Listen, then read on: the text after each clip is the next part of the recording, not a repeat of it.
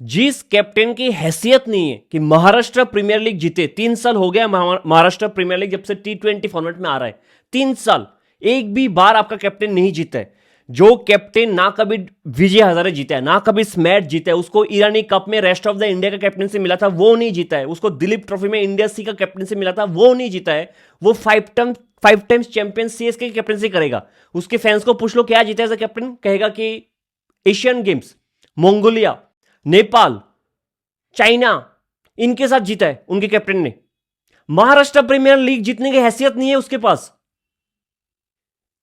अगर दिलीप ट्रॉफी देख लो आप, जो 2024 में हुआ था, इंडिया से का कैप्टन, इतना घटिया कैप्टन उसने किया था, मैंने तब भी वीडियो बनाया था।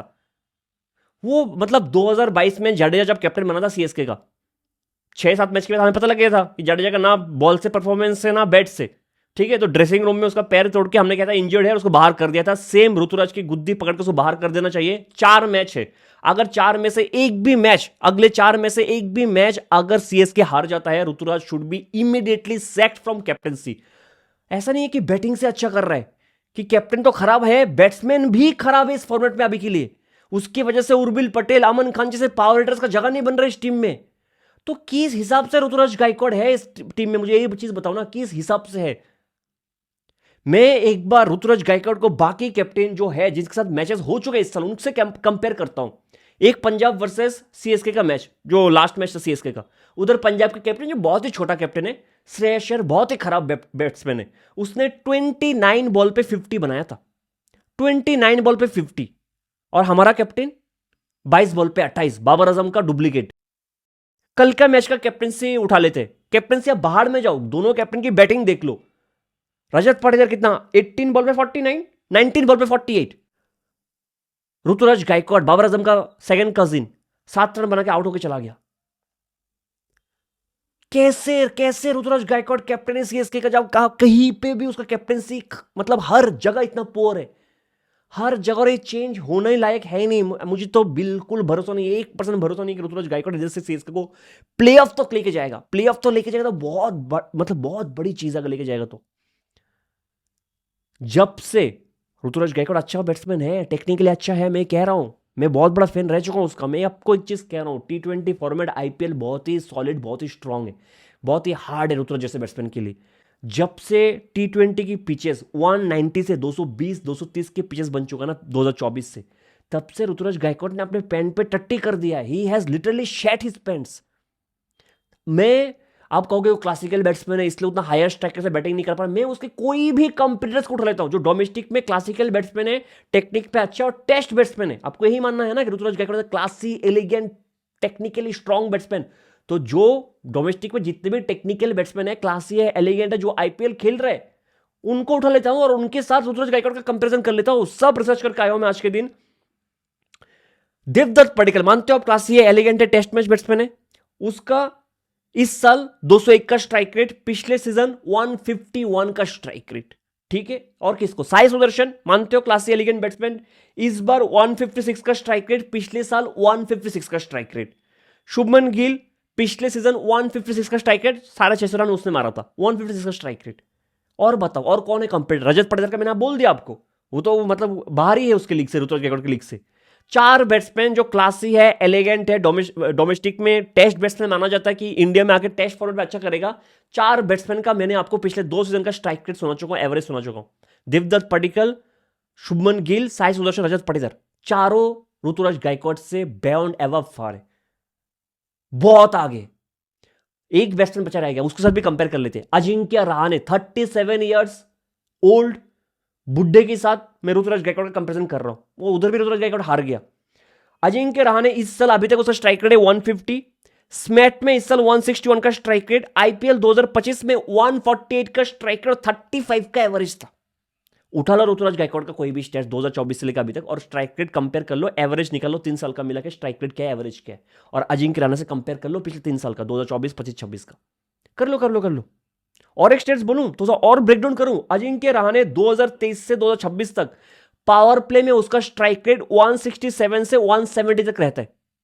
2023 से 2026 तक अजिंक्य रहाणे का पावर प्ले स्ट्राइक रेट 167 के ऊपर है, 170 से नीचे, इसके बीच में 4th बेस्ट है अजिंक्य रहाणे का। जो भी बैट्समैन पिछले 4 साल से आईपीएल में 300 के ऊपर बॉल खेले पावर प्ले में, उसमें से 4th बेस्ट अजिंक्य रहाणे का है, ऋतुराज गायकवाड़ का। आप थोड़ा सा होमवर्क आप भी करो ना, 2023 से लेकर 2026 तक पावर प्ले में स्ट्राइक रेट देख लो, 145 के नीचे है, मैं बोल देता हूं आपको, 145 के नीचे, जहां पे अजिंक्य रहाणे का 167 से ऊपर। और किसके साथ कंपेयर करो मैं ऋतुराज गायकवाड़ का? आप बता दो ना, किसी का एज ए कैप्टन मैंने कंपेयर कर लिया, एज ए बैट्समैन मैंने कंपेयर कर लिया, मुझे पता आपका डिफरेंस आएगा, he is a great batsman, तो उसका भी मैंने कंपेरिजन आपको निकाल लिया। आप किसी से कंपेयर करो, और कोई बैट्समैन बचा है जिससे मैंने कंपेयर करूं, उसका अभिषेक पोरेल और भी बच्चे के साथ कंपेयर करो, और नीचे चले जाऊं, और नीचे चले जाओ, पता तो और नीचे चले जाता हूं। ऐसे प्लेयर सीएसके का कैप्टनसी करेगा, सीएसके को जिताएगा, आप कह रहे हो, जो महाराष्ट्र प्रीमियर लीग जिता नहीं पा रहे अपनी टीम को, जो ईरानी कप जिता नहीं पा रहे रेस्ट ऑफ इंडिया को, जो दिलीप ट्रॉफी में इंडिया सी को क्वालिफाई नहीं, आपको याद है ना इंडिया वो मैच, मुझे तो विजुअली पूरा याद है कि मैंने वो मैच कवर किया था, ईशान किशन भी उसी टीम में था, इंडिया सी में दिलीप ट्रॉफी 2024 में। एक दिन में कुछ 300 का टारगेट चेस करना था, एक टाइम पे शायद 200 for 2 था इंडिया सी, मैच हारा इंडिया सी उधर से। मयंक अग्रवाल वो कैप्टन था, शायद इंडिया ए का, जहां पे शुभमन गिल आ गया था टेस्ट सीरीज खेलने बांग्लादेश के अगेंस्ट, मयंक अग्रवाल कैप्टन था, प्रसिद्ध कृष्णा मयंक अग्रवाल टीम में था, if I am not wrong, हार गया था इंडिया से। जाके कैप्टन से देख लो ऋतुराज गायकवाड़ को वो मैच, अगर नहीं देखा आपने तो हाईलाइट मिल जाएगा बीसीसीआई के इसमें वेबसाइट में। एक कैप्टनसी करेगा, ना कोई पर्सनालिटी है, ना कोई एग्रेशन है ऑन फील्ड, कैप्टन तो खराब ही खराब, बैट्समैन भी जब से, मैं फिर से रिपीट, जब से 190 की पिचेस 220 230 बन चुका है, ऋतुराज ने टट्टी कर दिया है एज ए बैट्समैन। और उसके कंपेटर्स को देख लो, जिनको आप एलिगेंट क्लासी बैट्समैन मानते हो, टेक्निकली सॉलिड मानते हो, जो हायर स्ट्राइकर से बैटिंग नहीं करते उनको मानते हो, उनके साथ मैंने कंपेयर करके दिखाया आपको ऋतुराज कहां पे बिलोंग करता है। आप पता लगा क्यों मैं सेमीफाइनल मैच के बाद इंग्लैंड की इतनी तारीफ कर रहा था कि 253 की चेस पे 19th ओवर तक गेम पे था इंग्लैंड, आसान नहीं होता। और मैं तो कहता हूं हार जाओ आप, हारने में कुछ दिक्कत नहीं है, लेकिन इज्जत तो कमाओ, इज्जत से हारो। आप कैसे हार रहे हो यार? ये स्टेटमेंट मैं दे रहा हूं, Ruturaj Gaikwad is the worst captain I have ever seen in the history of cricket. 2003 से क्रिकेट देख रहा हूं, 23 साल हो गया, ऐसा गंदा कैप्टन मैंने अपने लाइफ में नहीं देखा। मेरा एक सीनियर हमेशा कहता था कि सचिन तेंदुलकर से गंदा कैप्टन उसने जिंदगी में नहीं देखा। Unfortunately he also belongs from Maharashtra, और मैंने वो मिस किया कि मैंने नहीं देखा, ठीक है। And Ruturaj Gaikwad to me, जितना मैंने क्रिकेट देखा, इससे खराब कैप्टन मैंने कभी नहीं देखा। Back to back 7 matches CSK हारा है ऋतुराज गायकवाड़ की कैप्टनसी के under, back to back 7 matches. और कल तो उसके पास, मैंने आपको पिछले वीडियो में बताया था, एक ही जवाब होता है उसके पास मैच हारने के बाद कि बॉल ग्रिप होता है। वो जब बैटिंग करता है, चाहे फर्स्ट इनिंग्स हो, सेकंड इनिंग्स हो, चिन्ना स्वामी हो, चेपॉक में हो, मुल्लनपुर में हो, जहां पे भी मैच हो, वो बोलता है बॉल ग्रिप कर रहा था, कैसे होता है मुझे नहीं पता। कल वो भी नहीं बोल पाया। अब क्या बोलोगे आप? फ्लैट पिच पे वो खेल नहीं पाता, क्या बोलोगे आप? ठीक है, एक बार मैं दोनों टीम के नाच कंपैरिजन कर लेते हैं हर इसमें डिपार्टमेंट में, ठीक है। तो आपको पता लग जाएगा कहां पे आरसीबी आ गया था, हर जगह में आ गया था, कितना आ गया था, कैसे आ गया था, आपको मैं बोल दूंगा। प्लेइंग 11 में आरसीबी का कोई चेंजेस नहीं था, सीएसके का एक चेंज था प्लेइंग 12 में कि ओवरटन आया और राहुल चार बाहर गया, ठीक है। जो ऑब्वियस था, सीएसके ने टॉस जीत के ये डिसाइड कर लिया कि मुझे अभी मरवाना है अपना, ठीक है, पहले फील्डिंग ले लिया। अब 2 बॉलर, न्यू बॉलर है, एक आरसीबी का आरसीबी का जेकब डफी, और सीएसके से मैट हेनरी। और मैट हेनरी भी बटला नहीं है, क्या आप बोलोगे मैट हेनरी तो छोटा है इसलिए उसका shot of the good length वो बॉलिंग कर नहीं सकता।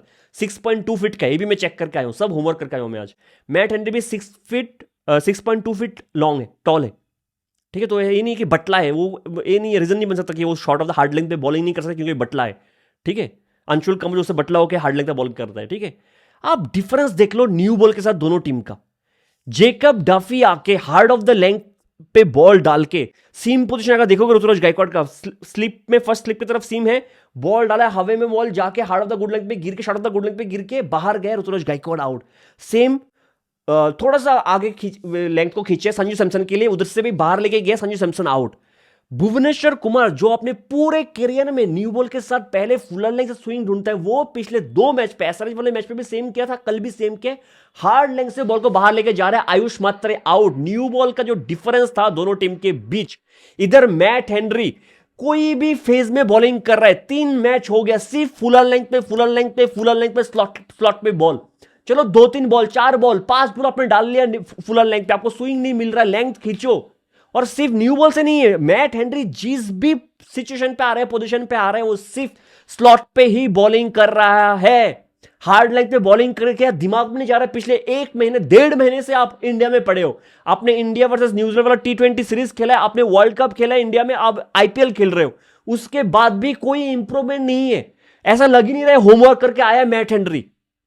लग ही नहीं रहा है। बाहर करो मैट हेनरी को यार, बाहर करो यार। कोई तो बॉलर होगा ना आपके पास। इतना घटिया टीम, इतना घटिया कैप्टन मैंने अपने लाइफ में नहीं देखा है। नेथन एलिस आपका बेस्ट बॉलर इंजर्ड हुआ है, बेस्ट बॉलर डेथ का। आपने उसका रिप्लेसमेंट किसको लिया? और एक इंजर्ड प्लेयर स्पेंसर जॉनसन। अरे भाई दिमाग क्या, मतलब क्या बम में आ गया क्या आपका दिमाग? एक इंजर्ड प्लेयर का रिप्लेसमेंट दूसरा इंजर्ड प्लेयर है स्पेंसर जॉनसन। आप मुझे बताओ मैं इस टीम के साथ क्या, मतलब क्या बोलूं? आप ऐसे टीम को डिफेंड करते हो, ऐसे कैप्टन को डिफेंड करते हो। मुझे पता है आपका एक ही डिफेंस होता है कि एशियन गेम जीत गया, तो मैंने उसका भी बोल दिया। एज बैट्समैन बहुत अच्छा है, मैंने इसका भी बोल दिया कि उसके कंप्यूटर कहां से कहां पे पहुंच गया। ये हो गया पावर प्ले बॉलिंग का डिफरेंस दोनों टीम के बीच। आप थोड़ा कैप्टनसी का डिफरेंस देख लो। एक पिक्चर में शो करता हूं, सीएसके फोर्थ ओवर में स्लिप हटा दिया था, फोर्थ ओवर में स्लिप हटा दिया। पिक्चर क्लियर नहीं है लेकिन आप देख सकते हो संजू सैमसन के बाद कोई खड़ा नहीं है। जहां पे आरसीबी फिफ्थ ओवर तक स्लिप रखा है, आप पैर देख सकते हो देवदत्त पडिक्कल का, फिफ्थ ओवर तक स्लिप रखा है। पुअर कैप्टेंसी यार, बहुत ही खराब कैप्टेंसी। अगर Prashant Veer as a pure batsman खेल रहा है, उसको बॉलिंग क्यों नहीं दे रहे हो आप? ये तो नहीं कह सकते ना कि सिचुएशन कंडीशन ऐसा था कि आप एक लेफ्ट आर्म ऑर्थोडॉक्स की बॉलिंग दोगे, वो बहुत मारेगा इसलिए आप नहीं दे रहे हो। कृणाल पांड्या भी तो एक लेफ्ट आर्म ऑर्थोडॉक्स है ना मेरे भाई। कृणाल पांड्या एक लेफ्ट आर्म ऑर्थोडॉक्स है ना, वो कैसा बॉलिंग कर रहे हैं? हवे में स्लो डाल के कार्तिक शर्मा को आउट कर रहे हैं। शिवम दुबे को 126 किलोमीटर के बाउंसर डाल रहे हैं। अगर कृणाल पांड्या कर सकते हैं, प्रशांत वीर आपके 14 करोड़ का प्लेयर क्यों नहीं कर सकता? आप मुझे बताना, अगर Prashant Veer as a pure batsman ही खेल रहे हैं, why not Urvil Patel, why not Aman Khan, जो लोग ज्यादा पावर रेटिंग कर सकता है? मेरे समझ से बाहर या क्या कैप्टनसी करते हैं। शिवम दुबे पे आता हूं, ठीक है। शिवम दुबे मैं पहले भी एक चीज कह चुका हूं, उसके पास एक ही बॉल है जो मार्कस स्टोइनिस के पास भी है, slower off cutter short ball. और कोई वेरिएशन मार्कस स्टोइनिस हो गया 10-12 साल क्रिकेट में, कोई वेरिएशन नहीं उसके पास। शिवम दुबे हो गया 4-5 साल, मतलब पिछले 2 साल से तो लगातार खेल रहे, कोई वेरिएशन है ही नहीं। स्लोअर ऑफ कटर डालो उसका। अगर आप गुजरात जैसे बड़े स्टेडियम पे खेलो जहां पे स्क्वायर बाउंड्रीज बड़े, तो भी ठीक है कि बैट्समैन पुल करते हुए बाउंड्री में पकड़ा गया। चिन्ना स्वामी जैसे छोटे ग्राउंड पे आपने 11th ओवर दे दिया, उसका एक 116 kilometre slower off cutter short ball काम भी कर गया, फिल्सोल को आउट भी कर दिया। 13th ओवर शिवम दुबे का फिर बनता ही नहीं था यार। ऋतुराज गायकवाड़ इजी, मतलब आपको पता है आपका बॉलर का स्ट्रेंथ क्या है, वो सिर्फ ऑफ कटर डालता है, शॉर्ट बॉल डालता है, मिस टाइमिंग में भी चिन्ना स्वामी छक्का होगा। 13th ओवर शिवम दुबे को दूसरा ओवर दिया, उसको 23 रन पड़ा, उसको 23 रन। घटिया कैप्टनसी वंस अगेन। हर मोमेंट में कैप्टनसी खराब यार, हर मोमेंट पे कैप्टनसी खराब। मैं बोलता हूं नूर अहमद आपका बेस्ट स्पिनर विकेट ले ही नहीं रहा है। मिडिल ओवर्स पे चेन्नई को विकेट मिल ही नहीं रहा है, ठीक है। नूर अहमद शायद पिछले 4-5 मैच पे अफगानिस्तान हो जाए, आईपीएल हो जाए, विकेट ले ही नहीं रहा है। आपने उसको डेथ पे दिया 17th over. Noor Ahmad who is low on confidence, जिसको विकेट नहीं मिल रहा, जो अच्छा बॉलिंग नहीं कर पा रहा, उसको डेथ पे दिया। क्या सोच के कि टीम डेविड का विकेट ले लोगे? Ruturaj Gaikwad is a copy cat captain. मैंने पहले भी कहा था पिछले मैच पे, क्योंकि श्रेयस अय्यर की टीम से चाहल ने अच्छा किया, उसने इंपैक्ट में फ्लैट पिच पे राहुल चहर को लेके आया, ठीक है। क्योंकि MS Dhoni, Andre Russell, Kieron Pollard के सामने इमरान ताहिर को लाता था एक स्पिनर डेथ पे, आपने देखा होगा बहुत बार लाया है। तो ऋतुराज गायकवाड़ ने भी टीम डेविड के लिए नूर अहमद, जो आउट ऑफ फॉर्म है, जो मिडिल ओवर्स पे विकेट नहीं ले रहा है, उसको डेथ पे ला रहे हैं। मैं आपको बोलता हूं और एक चीज, ऋतुराज गायकवाड़ बिल्कुल होमवर्क करके नहीं आता। टीम डेविड पिछले 1 साल में इंटरनेशनल क्रिकेट, आईपीएल को बाहर रखो, 1 साल में इंटरनेशनल क्रिकेट में T20 में स्पिनर्स को 200 के स्ट्राइक रेट से मारा है, लगभग 200 के स्ट्राइक रेट से। वो ऑस्ट्रेलिया के लिए नंबर 3 नंबर 4 पे आ रहा था पिछले 1 साल में। उसके सामने आपने आउट ऑफ फॉर्म नूर अहमद को डेथ पे लाए हो। 23 रन या 21 रन उस ओवर पे नूर अहमद खाया है। क्या कैप्टन से आप जस्टिफाई करो ना मुझे, आप जस्टिफाई करो। 17th ओवर ओवरटन का बनता था, उसने पहले 2 ओवर पे 12 रन देके 1 विकेट लिया था। 17th ओवर उसका बनता था टीम डेविड के सामने। और थोड़ा ओवरटन के बारे में और बात करता हूं, ठीक है। ओवरटन का जो आखिरी ओवर था वो आया था 19th ओवर में। ये स्टेट्स मैं नहीं बोल रहा हूं, ESPN क्रिकेट इन्फो ने लिखा है। ओवरटन ने अपने पूरे करियर पे डोमेस्टिक, आईपीएल, इंग्लैंड की काउंटी क्रिकेट सब मिला के डेथ पे राउंड द विकेट सिर्फ 9 बॉल डाला है। मैं फिर से कह रहा हूं, ओवरटन अपने पूरे करियर पे जितने भी फॉर्मेट है सब मिला के डेथ पे राउंड द विकेट आके सिर्फ 9 बॉल डाला है। उस ओवरटन को आपने 19th ओवर दिया राउंड द विकेट से, शॉर्ट बॉल पे शॉर्ट बॉल, बाउंसर पे बाउंसर, छक्के पे छक्का, जहां पे ग्राउंड इतना छोटा है।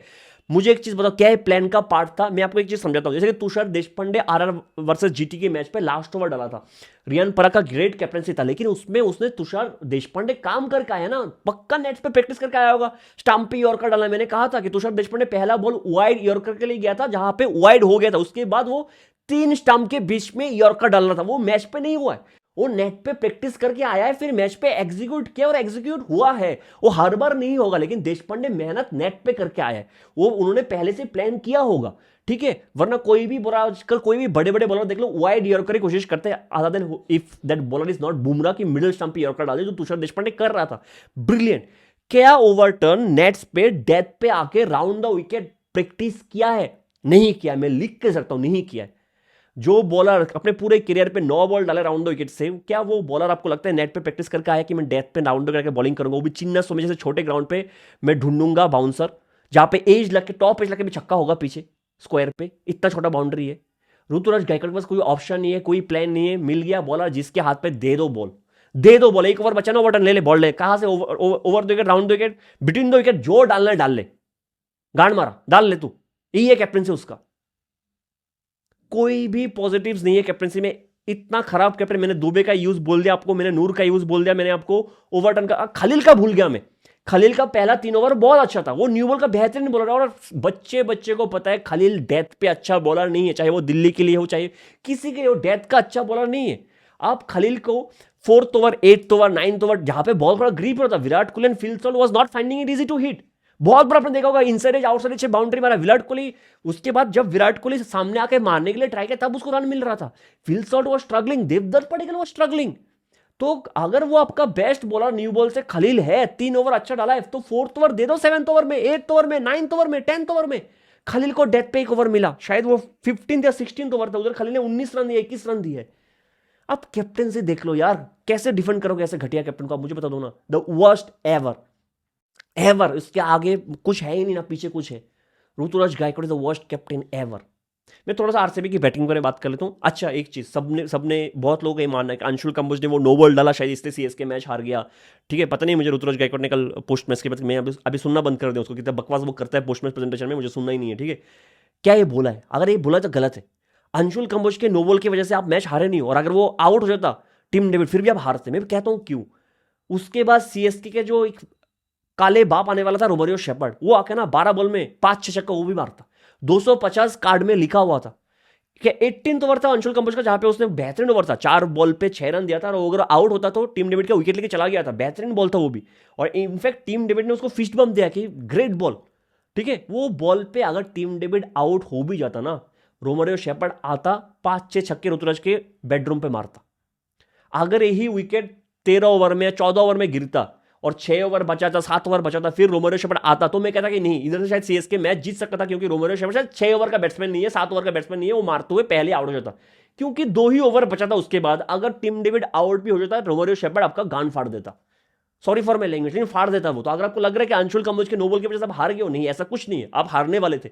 आप जैसे क्रिकेट खेल रहे हो आप हारोगे, जैसे भी करोगे आप हारोगे। 220 का भी टारगेट होता, आप हार जाते। अपने बैटिंग देख लेना, पावर प्ले में रोज 3-3 विकेट गिर रहा है आपका, रोज 3 या 2 विकेट गिर रहे हैं पावर प्ले में आपका। ऐसा है बैटिंग आपका, आपसे चेस नहीं हो रहा है, आपसे शुरू में बैटिंग नहीं हो रहा है। जो टीम 170-180 चेस नहीं कर पाता, वो 250 चेस करेगा, मुझे बताओ ना, 250 चेस करेगा ऋतुराज गायकवाड़ ओपनिंग में आके। अनबिलीवर, आपने मान लिया कि अंशुल कंबोज ने नो बॉल डाला इसलिए आप हार गए। थोड़ा बहुत आरसीबी की बैटिंग के बारे में क्या बात करूं, ठीक है। सबको लगा होगा कि Rajat Patidar is brilliant, he is brilliant, Tim David is brilliant, he is brilliant, ठीक है। लेकिन मुझे सबसे ज्यादा इंप्रेस देवदत्त पडिक्कल ने किया है, विदाउट लाइक एनी ऑब्स्टेकल। मुझे कुछ है ही नहीं बोलने के लिए, Devdutt Padikkal the most impressive batsman. मैं इसलिए कह रहा हूं कि रजत पाटीदार इज वो नेचुरली ऐसा खेलता है, स्पिन को अच्छा मारता है, पेसर को भी अच्छा खेल लेता है, टीम डेविड ऐसा ही मारता है। देवदत्त पडिक्कल 120 के स्ट्राइकर से बैटिंग करने वाला बंदा, अपने पूरे करियर में 120 के स्ट्राइकर से बैटिंग कर रहा है। पिछले 2 साल में जो बैटिंग कर रहा है, he has come out of his comfort zone and batting like this is outstanding यार, बहुत इंप्रेसिव मुझे लगा है वो, ठीक है। 250 वाज वे टू मच, मतलब सीएसके की औकात से बाहर था ये रन। पावर प्ले में गिर गया 3 विकेट। पहले भी बोल चुका हूं, सरफराज खान अपना गोल्डन फॉर्म कंटिन्यू कर रहा है, उसने कुछ अच्छे शॉट्स खेला है, शायद क्योंकि कृणाल पांडे इतना स्मार्ट है, एक बॉल देख लेना चाहिए था, पहले बॉल पे आगे बढ़ के प्रेशर बना के क्रिएट किया। मैं इतना ब्लेम नहीं करूंगा, क्योंकि 250 का स्ट्राइक टारगेट है, तो कुछ ना कुछ तो करना पड़ेगा। शायद एक बॉल कृणाल का देख सकते थे, लेकिन कृणाल क्या बॉलर है यार। पिछले 2 साल में जब आरसीबी से मैच दूर जा रहा था, जब विकेट चाहिए था, कृणाल ने किया है। शिवम दुबे को भेजा गया कृणाल को मारने के लिए, एक लेफ्टी बैट्समैन, एक लेफ्ट ऑर्थोडॉक्स को मारेगा, बाउंसर 126 किलोमीटर की स्पीड से बाउंसर डाल रहा है कृणाल पांड्या, और कितने 3 या 4 बाउंसर मारा है शिवम दुबे को। शिवम दुबे खड़े खड़े ऐसा नहीं कि अपर कट कर दूं, देखते रह गया। और जितेश शर्मा को मतलब हेड्स ऑफ, क्या विकेट कीपिंग कर रहा है यार। मतलब वो कैच तो छोड़ दो, जो कैच पकड़ा है दुबे का, जो स्पिनर्स के अगेंस्ट 120 की स्पीड से आप तैयार नहीं होते, वो कीपिंग कर रहे हैं, पकड़ रहा है और स्टंपिंग रनआउट करवाने की कोशिश कर रहे हैं प्रशांत वीर को। ब्रिलियंट ब्रिलियंट विकेट कीपिंग, क्या टीम है आरसीबी, है ना। सुयश शर्मा लुक ब्रिलियंट यार। भुवनेश्वर कुमार अपने नेचुरल लेंथ से हट के जो बॉलिंग किया पिछले 2 मैच पे, ब्रिलियंट यार। ये टीम कोशिश कर रहे हैं, मतलब जीत सकते हैं टीम।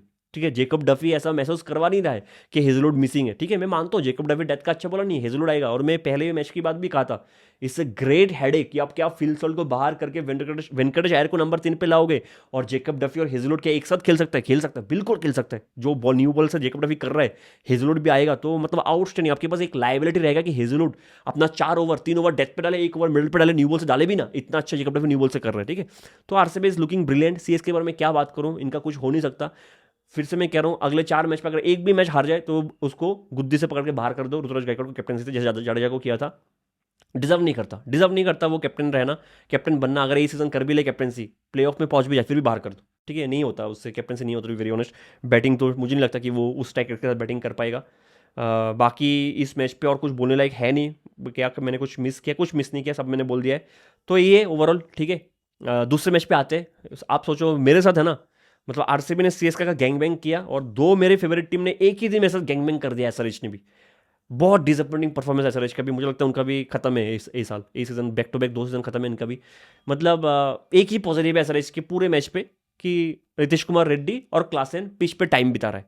ठीक है, तो रेड्डी के लिए ओवर मतलब पूरे फ्यूचर पर्सपेक्टिव से देखो तो बहुत अच्छा कि वो अपने लिए कॉन्फिडेंस ग्रो कर रहा है कि मैच टाइम बिता रहा है, अच्छा खेल रहा है, अच्छा इनिंग्स को एक्सेलरेट कर रहा है, विच इज़ गुड।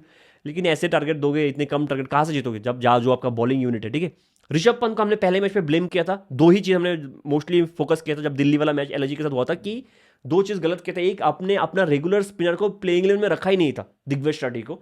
और दूसरा, आप कैसे ओपनिंग करने आ सकते हो? अगर ओपनिंग करने आने का यही मतलब था कि आप हाई इंटेंस क्रिकेट खेलोगे, फिर आपने 9 बॉल पे 7 क्यों बनाया? आपका इंटेंट दिखा ही नहीं।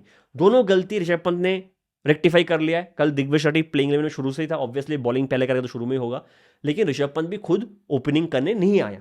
Great great. दूसरा इस मैच पे जो हुआ है वो है मोहम्मद शमी। मैंने पहले भी कहा था कि मोहम्मद शमी को अगर इंडियन टीम में जगह बनाना है व्हाइट बॉल फॉर्मेट पे, तो कम से कम इस सीजन में 20 विकेट चाहिए with a good economy. 2 match पे ऐसा लगा न्यू बॉल के साथ टेस्ट मैच पे बॉलिंग कर रहे हैं, ब्रिलियंट। 4 ओवर पे 9 रन देकर 2 wicket, he has been outstanding. एक चीज जो मुझे कल पसंद आया, अब पता नहीं कितना सच है कितना गलत, कि मोहसिन खान को क्या बॉलिंग रोटेशन की वजह से ड्रॉप किया है।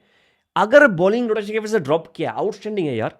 मतलब हमें पता है मोहसिन कितना इंजरी प्रोन है, उसको बचा के रखना एलएसजी को बहुत फायदा देगा, बहुत फायदा देगा कि मोहसिन 7 8 9 10 मैच खेले, अच्छा करे, एलएसजी वो सारे मैचेस जीते और उसको फिट रखने दे ताकि एलएसजी अच्छा करे। वो अगर ये है तो बहुत अच्छा है। और उनका बॉलिंग रिसोर्स देखो, आवेश खान है, उसने अच्छा किया, इतना खास नहीं किया मोहसिन के साथ, लेकिन ठीक ठाक किया। प्रिंस यादव आईपीएल छोड़ने से पहले मैंने कहा है कि मैं तो मयंक यादव की जगह ऊपर भी प्रिंस यादव को खिलाऊंगा, जितना अच्छा बॉलर वो है।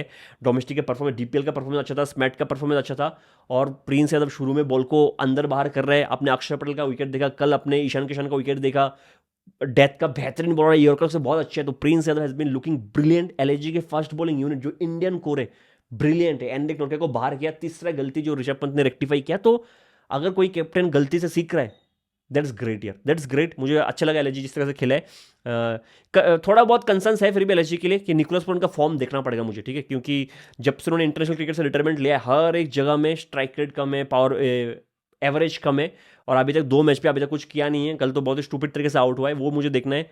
बाकी देखते हैं एलएसजी क्या करता है। बॉलिंग यूनिट उनका बहुत सॉलिड है, बहुत सॉलिड बॉलिंग यूनिट उनके पास भी है, pace bowling unit specially. SRH के लिए कंसर्न ही कंसर्न है। ठीक है, बैटिंग आपका स्ट्रेंथ है, उस हिसाब से आप बैटिंग कर नहीं पा रहे हो। 3 मैच हो गया जिस आपको बैटिंग से आप स्ट्रेंथ है, बैटिंग ही आप ठीक से कर नहीं पा रहे हो। बॉलिंग से तो कुछ मैं बोलना चाहूंगा ही नहीं। एक ही चीज़ मैं खुश हूँ कि शिवम कुमार को फाइनली एक डिजर्विंग विकेट मिल गया है। ठीक है, बाकी कुछ है नहीं। ठीक है, अगर आप लियाम लिविंगस्टन को इस हिसाब से खिला रहे हो कि आपने 13 करोड़ खर्च किया है, तो आप बहुत गलत हो। आपको सलील अरोड़ा को थोड़ा और बैक करना चाहिए था, पोटेंशियल उसमें है।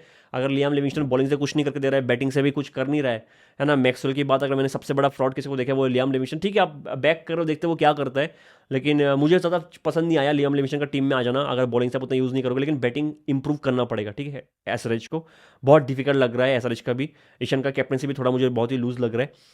2 दिन में, एक ही दिन में 2 टीम ने मेरे साथ, मेरी फेवरेट टीम ने गैंग बैंग कर दिया। तो आपको पता है मेरा मूड कैसा है। मिलते हैं अगले वीडियो में, तब तक के लिए जय हिंद।